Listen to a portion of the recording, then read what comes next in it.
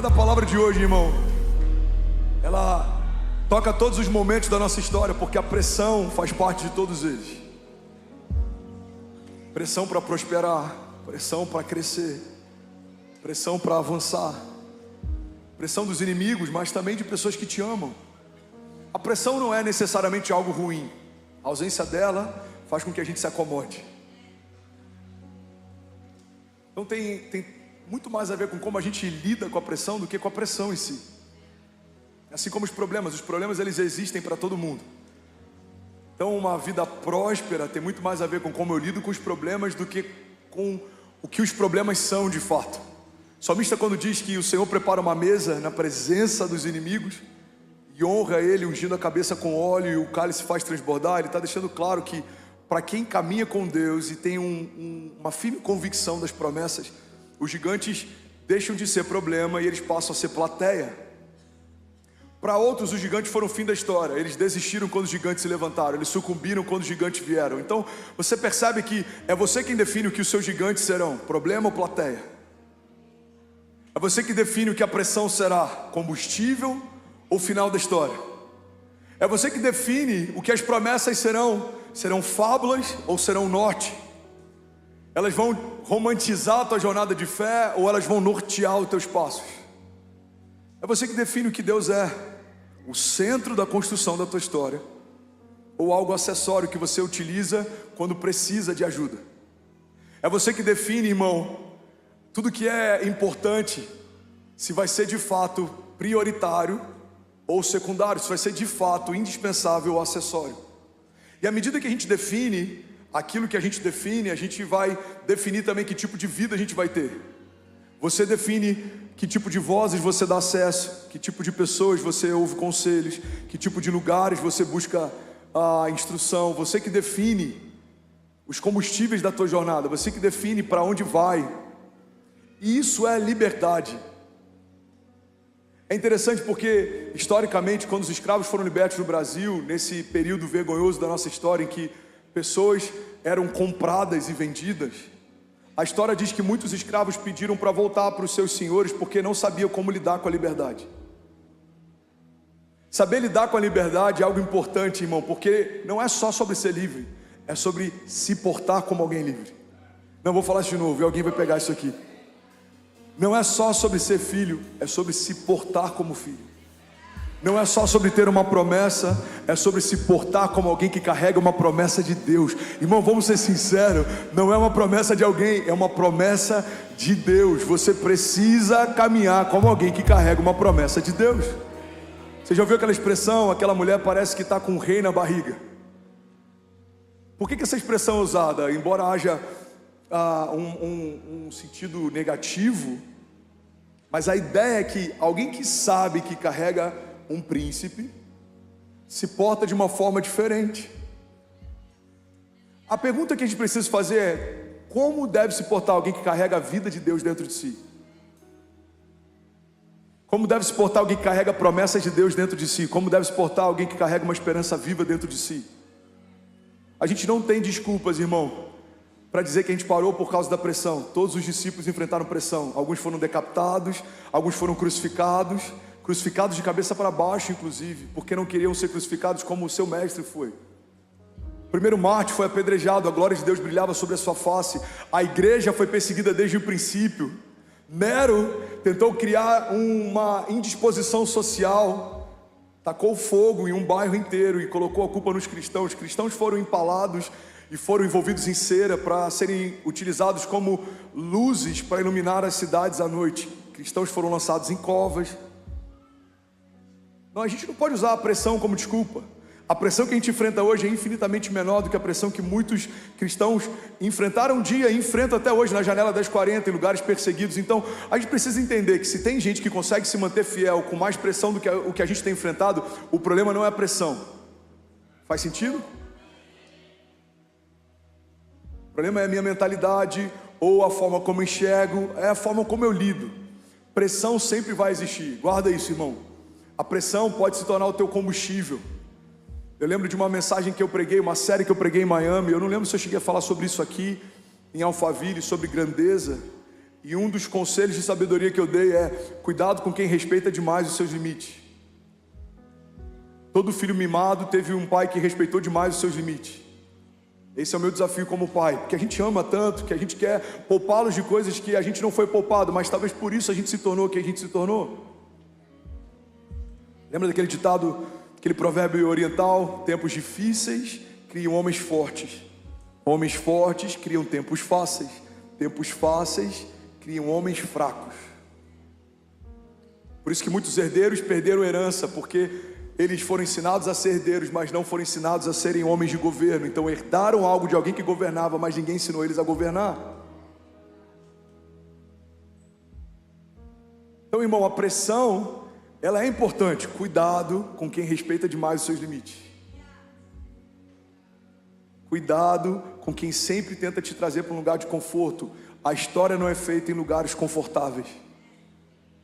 A história do novo nascimento, da redenção, da nova aliança, a história da igreja, a história do evangelho, começa numa manjedoura, termina numa cruz, num lugar emprestado. E o verbo vivo, o Filho de Deus, ele é sepultado no lugar emprestado. Ele enfrenta por 3 dias um período de ausência de vida, até que a voz do seu pai chama ele de volta da morte. Então o que a gente aprende com os evangelhos? O que a gente aprende com Deus? O que a gente aprende com a história de Jesus? É que a pressão sempre fez parte do ministério deles, mas a despeito da pressão, as promessas sempre se cumpriram. Levante suas mãos, declara isso comigo em nome de Jesus. Diga: a despeito da pressão, toda a promessa de Deus, diga, vai se cumprir.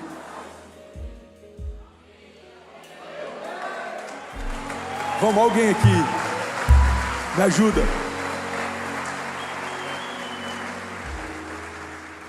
A pressão pode ser um combustível. Se alguém já entrou no Fla-Flu, no Maracanã, na época em que tinha mais lugares do que tem hoje, você sabe muito bem do que eu estou falando. O Fla-Flu, irmão, é um patrimônio cultural do Brasil. Eu sei, aqui tem Corinthians e Palmeiras, mas nada se compara ao Fla-Flu. Tô brincando, mas é sério. Escreveram músicas sobre, fizeram livros sobre, documentários sobre. Por quê? Porque quando você entrava naquele lugar, uau! Agora pergunta para os jogadores de alto padrão se eles preferiam jogar ali ou se eles preferiam jogar num estádio vazio, sem torcida. A pressão, para quem aprendeu a lidar com ela, não é um problema, começa a se tornar até um combustível. Tem grandes boxeadores, inclusive, alguns campeões mundiais, que deixavam o seu opositor bater um pouco mais, para que isso fizesse com que eles se irassem ainda mais, e eles vinham com tudo em seguida. A pressão, irmão, pode ser um catalisador. A pressão pode ser a melhor coisa que vai acontecer na tua história, porque sem a pressão, a gente abaixa a guarda. Eu aprendi algo com o antigo motorista do meu sogro, já compartilhei isso aqui, ele é militar, e várias vezes o meu sogro ficava inquieto, ele achava estranho, porque ele ia fazer um atendimento, eu ia no hospital, e quando ele voltava, mesmo estando muito frio, ele deixava a janela aberta, e ele estava quase que tremendo lá dentro, e às vezes com muito calor, ele nunca ligava o ar-condicionado, e meu sogro um dia perguntou: por que você nunca liga o ar, ou por que quando está frio você nunca fecha a janela? Ele falou: porque o desconforto me deixa atento. O desconforto te deixa atento. Por que Deus permite alguns gigantes? Porque os gigantes são passaporte para próximos níveis. Davi está indo entregar queijo para os seus irmãos, encontra o gigante, e agora toda a nação conhece o seu nome. Ele estava fazendo algo trivial, quando o gigante entra na história, ele começa a viver algo extraordinário, fora do comum. Os gigantes tiram a gente desse lugar de normalidade e levam a gente para um lugar de sobrenaturalidade. Eu não sei se isso existe, mas se não existir, foi criado agora, ok? Os gigantes, eles têm esse potencial. Poucas coisas nos ativam tanto quanto uma perseguição, uma crise, um problema. Vamos ser sinceros, alguns dos períodos em que a tua fé mais prosperou foram períodos em que você mais viveu desconforto. Como diz a Kezinha, a fé prospera no desconforto. A viúva viu o óleo escorrer dos céus. Pedro viu os seus pés caminhando sobre as águas. Daniel viu leões jejuando na presença dele mesmo tendo fome. Mesaque, Sadraque e Abidnego viram o fogo aquecido várias vezes mais não os queimar. Por que que eles viram isso? Não é porque Deus tirou a pressão, é porque Deus estava com eles. A chave para uma vida próspera, para uma vida sobrenatural, para uma vida de milagres, não é a ausência da pressão, é a presença de Deus. Não, vou falar isso de novo, alguém vai pegar isso daqui. Uma vida extraordinária, sobrenatural, cercada por milagres, não é uma vida com ausência de pressão, é uma vida marcada pela presença de Deus. Se Deus está presente, algo de Deus vai acontecer, independente de todo o restante que possa estar presente também. Irmão, guarda isso, na equação dos céus é mais ou menos assim. Se você tem problema e não tem Deus, você tem problemas. Se você tem uma doença e não tem Deus, você tem uma doença. Se você tem perseguidores e não tem Deus, você tem uma perseguição. Mas quando Deus entra nessa equação, todo o restante se torna indiferente. Se você tem um problema, mas tem Deus, Deus está com você. Se você tem uma doença, mas tem Deus, Deus está com você. Se você tem uma perseguição, mas tem Deus, Deus está com você. E fundamentalmente, a ideia de que o Deus que pode todas as coisas está comigo deve ser suficiente. A presença de Deus é suficiente. Pastor, mas os inimigos são muitos. Ele continua sendo suficiente. Mas os tempos são difíceis. Ele continua sendo suficiente. Porque qual seria o sentido de Deus ser poderoso quando os tempos são fáceis? Deus não é Deus quando os tempos são bons. Deus é Deus em todo o tempo. Alguém comigo aqui? Que Deus é esse, irmão? Que só faz sentido ser quem é quando as coisas são favoráveis. Ele não precisa de tempos favoráveis. Ele torna momentos de crise em momentos favoráveis. A água começa a brotar no meio de um lugar árido. Em alguns momentos o povo tinha que tocar para que a água saísse, em outros apenas falavam com a rocha para que ela obedecesse. Irmão, que Deus é esse que cria oásis em meio a períodos de seca, que mantém folhas verdes mesmo em períodos de caos? Que Deus é esse que faz você prosperar independente das circunstâncias? Que Deus é esse que faz a gente ter paz, mesmo que ande por um vale de sombra e morte? Que Deus é esse que nos dá proteção, mesmo que 1000 caiam ao nosso lado, 10.000 à nossa direita? Irmão, é o Deus que a gente serve, é o Deus Todo-Poderoso, é o Deus que pode todas as coisas. E se Ele está com você, a pressão não é mais um problema, a pressão se tornou agora um combustível. Você precisa entender que o inferno está tentando parar você. Isso não é uma má notícia. O problema seria se o inferno estivesse tentando patrocinar você. Se o seu projeto é patrocinado pelo inferno, sim, você tem um problema. Mas se o projeto que Deus te deu tem sido retaliado pelo inferno, não, você não tem um problema. Você está no lugar que você deveria estar. Deus é quem te move, Deus te sustenta, Deus te guarda. E o inferno, irmão, manda ele reclamar com quem te chamou. Irmão, quem te chamou te sustenta. Quem te prometeu te garante. Alguém comigo aqui? Aleluia. Aleluia. Vamos colocar alguns pingos nos is. O inferno contra você, tá tudo bem, nada mudou. O inferno a favor de você, uau, você precisa de Jesus urgente. Quando o seu maior opositor te apoia, você tem um grande problema. Agora, quando o seu maior opositor te odeia, nada mudou, nada de novo. O inferno odeia você, o inferno odeia suas promessas, o inferno odeia sua família. E está tudo bem, porque Deus ama você. Deus te deu promessas, Deus sustenta a tua família. Você já deve ter ouvido aquele ditado que o problema não é o que falam de mim, mas quem fala de mim. Então a questão, irmão, você tem que entender, não é se odeiam as tuas promessas ou se tem tentado parar você. A questão é quem tem tentado parar você. É o inferno? Tá tudo bem. Tá tudo bem. Seremos opositores até o fim. A pressão sempre vai te envolver. A pressão, eu preciso voltar para esse lugar. Eu sinto que é o ponto de equilíbrio dessa mensagem. A pressão, ela pode ser uma coisa boa. Todo campeão olímpico enfrentou pressão. Todo iconoclasta enfrentou pressão. Todo homem que criou um mercado que não existia enfrentou pressão. Eu vou usar até alguns que não são homens de Deus necessariamente, mas que fizeram história. Quando Steve Jobs disse que criaria um celular que não utilizaria um teclado analógico, todo o mercado achou que ele estava louco. Inclusive foi um dos motivos da Nokia ter perdido liderança de mercado e ter perdido participação global, como perdeu. Existia um tempo em que a Nokia era uma das empresas mais exponenciais do mercado, mas ela achou ridícula a ideia de não utilizar teclados analógicos. O que acontece? Alguém que enfrentou pressão do mercado, pressão dos especialistas, pressão da crítica, criou um segmento que não existia. E hoje é difícil imaginar algo diferente do que aquilo que ele estabeleceu, porque é assim no início. Todo visionário, todo homem que está debaixo de uma visão, todo homem que está construindo algo que Deus pediu para construir, toda pessoa que está fazendo algo que é fora da curva, fora do comum, ele enfrenta pressão. E é nesse lugar que muita gente sucumbe, porque para buscar a aprovação, ao invés de se mover debaixo de uma visão. Irmão, se a aprovação é o que te move, a rejeição é o que te para. Se você está esperando pessoas torcerem por você, você sempre vai ter uma boa desculpa para dizer por que parou. Não me veem, não me enxergam, não acreditam, não confiam, não investem. Não, irmão, Deus te viu, Deus te enxergou, Deus investiu em você, Deus prometeu algo para você, Deus confiou em você. Então não depende mais do lugar, não depende nem da tua liderança. Pastor, mas o meu líder de GC não me enxerga. Irmão, quem chamou o seu líder de GC para estar onde ele está foi o Deus que te chamou para viver o que ele chamou. Então para de esperar que homens te vejam quando o próprio Deus já te viu. É só questão de tempo. Se você permanecer e não duvidar, se você avançar e não recuar, vai se cumprir o que Deus disse que aconteceria. Alguém comigo aqui, diga amém. Aleluia. Aleluia.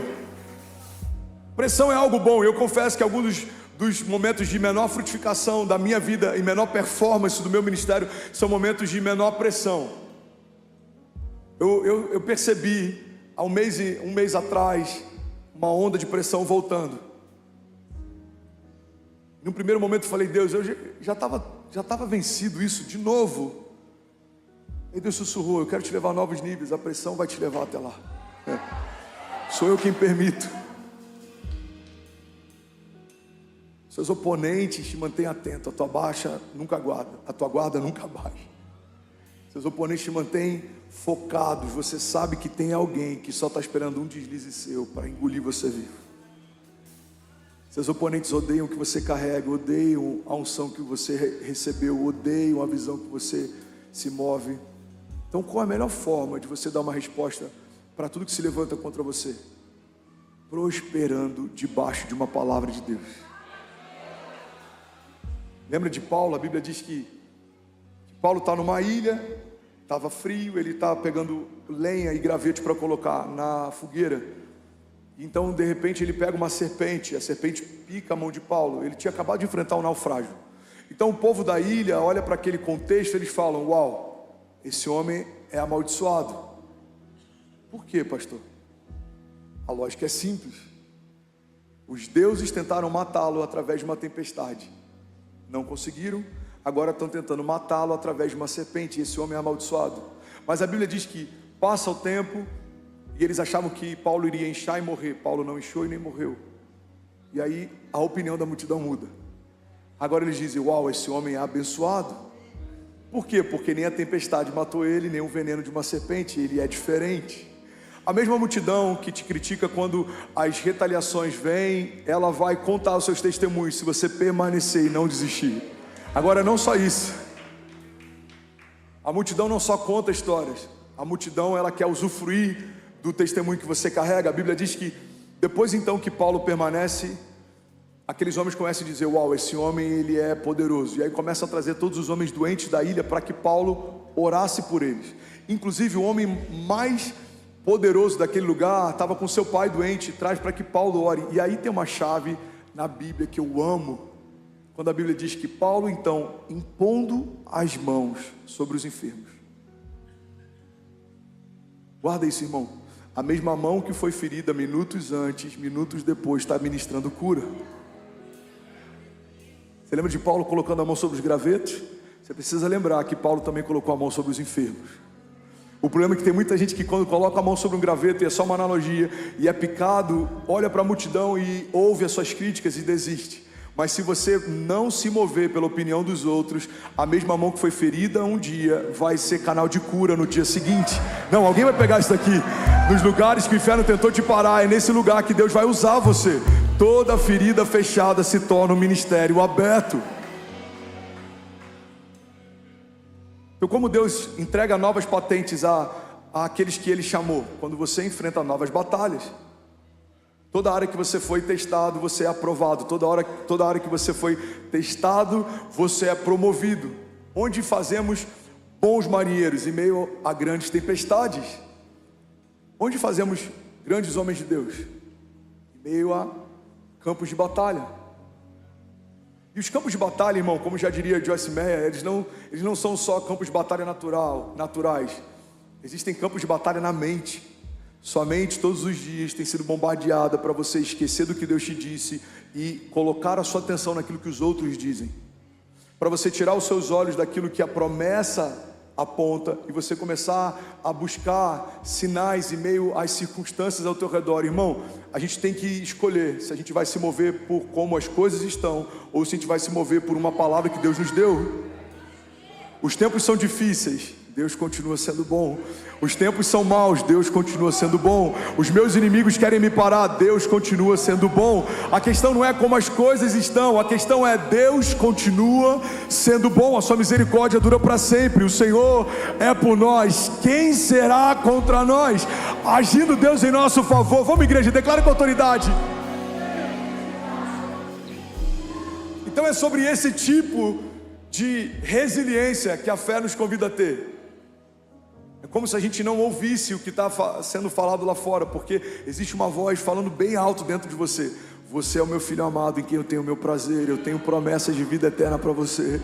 Não olha para a direita e nem para a esquerda, continua olhando para mim. Eu sou o autor e consumador da tua fé. Eu sou o caminho, a verdade e a vida. Em mim tudo subsiste, tudo que você precisa é de um toque meu. Eu satisfaço você, eu preencho todo vazio, eu cesso toda dor, eu cesso toda tempestade. Eu sou aquele que o vento e o mar obedecem. Alguém está comigo aqui? Diga, eu creio. Diga que para suportar a pressão, eu preciso de mais de Deus. Irmão, você não precisa de menos pressão, você precisa de mais de Deus. Você não precisa de menos pressão, você precisa de mais presença. Você não precisa de menos pressão, você precisa de mais autoridade. Você não precisa de menos pressão, você precisa de mais lugar secreto. Você não precisa de menos pressão, não. Você precisa de mais profundidade na palavra. Você não precisa de menos pressão, você precisa de mais palavra revelada. É interessante que normalmente a nossa mente pede para que a pressão diminua, quando a mentalidade do céu pede para que as realidades dos céus aumentem. A oração do Pai Nosso é pautada nisso: seja feita a tua vontade, assim na terra como no céu. Ou seja, a despeito das realidades que me cercam, eu preciso trazer à existência as realidades dos céus, para que elas me movam. Não há falta no céu, não vai ter falta na minha casa também. Não há crise no céu, eu não aceito crise na minha mentalidade também. Não há escassez no céu, eu não aceito escassez na minha despensa também. Não há doenças nos céus, eu não aceito doenças na minha casa também. Irmão, alguém crê que Deus é suficiente aqui? Diga, eu creio. Diga com autoridade, diga, eu creio que o meu Deus supre toda falta. Diga, tudo que falta em mim escorre dele. Por isso hoje eu declaro para o céu ouvir, para a terra ouvir e para todo o inferno ouvir. Diga, a despeito das pressões, eu e a minha casa serviremos ao Senhor, avançaremos em fé, romperemos em fé, prosperaremos no dia mau. Diga, andaremos sobre as águas e viveremos ainda esse ano o maior romper da nossa história, em nome de Jesus. Você pode celebrar Jesus no seu lugar. Aleluia, aleluia, aleluia. Pastor, mas os dias são difíceis. Deixa eu te dar uma boa notícia: é o melhor período para semear. Você tá falando aquilo que os economistas dizem, que a gente tem que comprar ao som dos tambores e vender ao som dos violinos. Não. Eu não estou falando de mercado financeiro, eu estou falando de reino de Deus. O melhor momento para semear são os momentos difíceis. E eu vou te provar na Bíblia isso. Gênesis 26:12. A Bíblia diz assim: e semeou Isaque naquela mesma terra, e colheu naquele mesmo ano, sem medidas, porque o Senhor o abençoava. Irmão, pega isso aqui. Em Gênesis 26:1, a Bíblia diz que a terra era seca, o lugar era árido. O que a Bíblia está dizendo para a gente é que Se a gente for falar sobre biologia, não fazia sentido semear naquele lugar. Se a gente for falar sobre discernir os tempos, talvez não seria o melhor momento para semear. Mas a Bíblia diz que, debaixo de uma palavra, de uma firme convicção, Isaac semeou no tempo da seca e numa terra árida. O tempo era ruim e a terra era estéril. Mas a Bíblia também diz que naquele mesmo ano, Isaac colheu 100 vezes mais do que tudo que foi semeado. O que a Bíblia está ensinando para a gente a partir dessa história de Isaac? Que quem semeia com Deus não depende do tempo nem do lugar que está semeando. Você pode estar semeando no lugar que ninguém quer semear, você pode estar fazendo aquilo que ninguém quer fazer, mas se Deus te diz para fazer, faça. Por quê? Porque é Ele quem garante a colheita. Olha o que Salmos diz: feliz é o homem que teme ao Senhor, será bem sucedido e próspero em tudo que faz. Ele será como uma árvore plantada junto ao ribeiro das águas, e mesmo no tempo da seca, as suas folhas permanecem verdes. Ele dá o fruto certo, no tempo certo. O que a Bíblia está dizendo é que quando estamos firmados em Deus, Deus se tornou a fonte que a gente precisa. Então, por mais que os tempos sejam secos, a gente tem toda a fonte que a gente precisa. Por mais que os tempos sejam áridos, a gente tem toda a fonte que a gente precisa. Irmão, me explica como que José, no período de maior caos, ele assumiu o maior governo. Me explica como que Jesus, no seu momento de menor popularidade, viveu o ápice do seu ministério. Olha que interessante, Jesus começa a crescer em popularidade. A Bíblia diz que os testemunhos iam se espalhando pelas cidades, então pessoas vinham de lugares distantes para ouvir o falar. As multidões se aglomeravam nos desertos, as multidões se aglomeravam nas cidades, as multidões se aglomeravam nas casas quando Jesus entrava em uma casa, porque todo mundo queria ouvi-lo, acessá-lo, vê-lo. Mas a Bíblia também diz que quando Jesus então está sendo crucificado, a multidão se dispersava de tal forma que até os seus discípulos diziam não saber quem ele era. Pedro nega Jesus 3 vezes, os discípulos agora se escondem. Irmão, você já parou para pensar que no período de menor popularidade do ministério de Jesus acontece um momento de ápice do seu ministério? Quando todo mundo estava lá, Jesus estava na metade do seu ministério. Quando ninguém estava lá, Jesus estava vivendo o ápice do seu ministério. Quando a redenção está sendo liberada através do sacrifício do Filho de Deus, grande parte da multidão que seguia ele não estava lá para enxergar. Por quê? Porque Jesus está deixando claro que a gente não depende da quantidade de pessoas, da quantidade de aprovação, do tipo de terra, do tipo de solo, da geografia. Irmão, você só depende de uma palavra.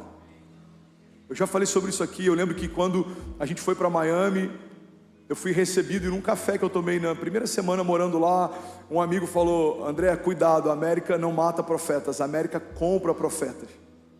Esse lugar é um cemitério de profetas. Eu já vi muitos homens de Deus vindo aqui bem intencionados e enviados por Deus, mas eles se acomodaram e abriram mão do propósito por causa do conforto. Eu lembro que quando Deus enviou a gente para Alphaville, uma das coisas que eu vi é: Alphaville é um cemitério de ministérios. Muitos grandes ministérios tentaram construir igrejas aqui e não foram bem sucedidos, não deram certo. Eu lembro que quando essa palavra ela veio no meu coração, eu já falei sobre isso aqui, mas pode ser novo para alguém. Eu falei: Deus, se aqui é um cemitério, tem muitos ossos secos esperando uma voz profética para voltar a viver. Existe um exército esperando uma voz de comando para voltar a viver. Você percebe que aos olhos de alguém que se move de forma natural, um cemitério é algo ruim, mas aos olhos de alguém que está debaixo de uma palavra profética, um cemitério é um grande exército que vai voltar a viver.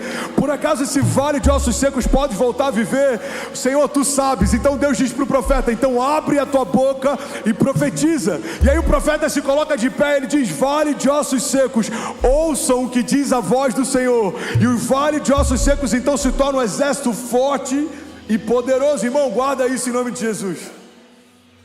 Você não depende da geografia, você não depende da economia, você não depende da aprovação dos outros, você não depende da opinião de homens, você não depende de nada que é exterior, de nada que é secundário, de nada que é natural. A Bíblia diz que Abraão, crendo contra a esperança, ele se moveu por conta de uma promessa. Abraão, você vai ter filho. Ele olha para ele: impossível, eu sou velho. Ele olha para a esposa: impossível, ela era estéril. Mas ele olha para a palavra, Deus disse que vai acontecer. Já aconteceu. E sabe o que acontece? Ele tem um filho. Irmão, Deus pega alguém como Pedro e transforma ele no apóstolo do Novo Testamento, da Nova Aliança. Deus pega alguém como Saulo e transforma ele num homem que tem as maiores revelações do reino de Deus no Novo Testamento. Deus pega alguém como Davi, que nem o seu pai cogitou que seria uma boa opção para ser ungido naquele dia. Deus pega José, que os seus irmãos venderam. José era escravo quando Deus chamou? Não, José foi chamado antes de escravizarem ele. É esse entendimento que você tem que ter. Deus te chamou antes dos seus inimigos se levantarem. Antes dos irmãos venderem José, Deus já tinha chamado José. Pega isso, irmão. Antes dos leões serem colocados naquela cova, Deus já tinha chamado Daniel. Antes dos seus inimigos se levantarem essa semana, Deus já tinha chamado você desde o ventre da sua mãe. Então, quando eu entendo que o chamado antecede a retaliação, quando eu entendo que o chamado de Deus, ele foi gerado antes dos meus inimigos se levantarem, eu preciso entender que os meus inimigos chegaram tarde. Já existe uma palavra que ocupa esse lugar dentro de mim. Quando seus inimigos baterem a porta, eu já falei sobre isso, eu quero que você guarde isso em nome de Jesus. Quando a escassez bater a porta, deixa Jesus abrir e dizer: já está ocupado. Quando o medo bater a porta, deixa Jesus abrir e dizer: já está ocupado. Alguém comigo aqui? Aleluia.